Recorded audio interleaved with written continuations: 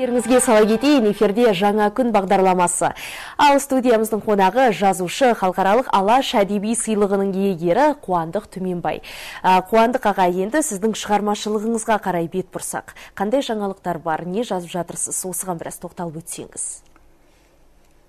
Менің өткен жылы жаңа кітабым шықты, өзі аяқ астынан шықты. Дархан Мыңбай 11 ай министр болған кезде сол аяқ астынан шығарып, мен мінекей соған қуанып қалдым, өйткені сол жоспарға еніп қалды. Енді бұрынғыдай қаламақ дәметпейміз өкіметтен. Біз сол халықтан пікір дәметеміз. 32 баспа табақ кітабым, сол прозалық шығармалар халыққа тарады деп ойлаймын. 2000 дана болса да жетті. Сонан кейін қазір енді мынау қазір электронды газет, электронды кітап деген шығып жатыр ғой. Біз соған да көшіп жатырмыз. Электронды баспа шығып жатыр. Сол бір электронды баспа менің кітабымды сұратып жаңадан. Оған да қуанып қалдым. Аға, қазақ газеттерінің бүгінгі тыныс тіршілігі жайында не айтар едіңіз? Қазақ газеттерінің бүгінгі тыныс тіршілігі өте жақсы.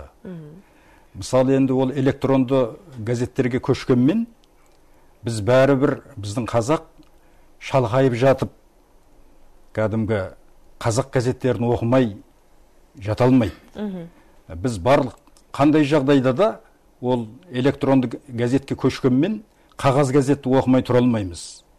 Ол біздің ауруымыз қағаз газет деген. Сондықтан біз екеуінде алып жүреміз. Электронды газетті де, қағаз газетті де.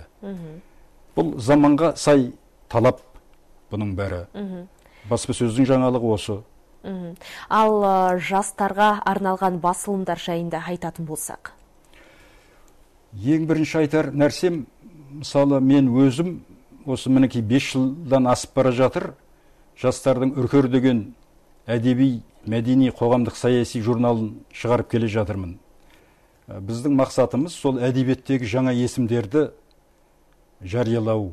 Онымен қатар өнердегі де, спорттағы да жаңа есімдерді шеткері қалдырмаймыз.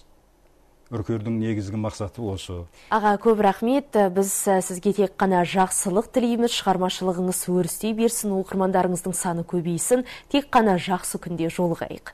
Құрметті көрермендер, ал мен естеріңізге сала кетейін, бүгін біздің студиямыздың қадірлі мейманы болған жазушы халықаралық Алаш әдеби сыйлығының иегері Қуандық Түменбай.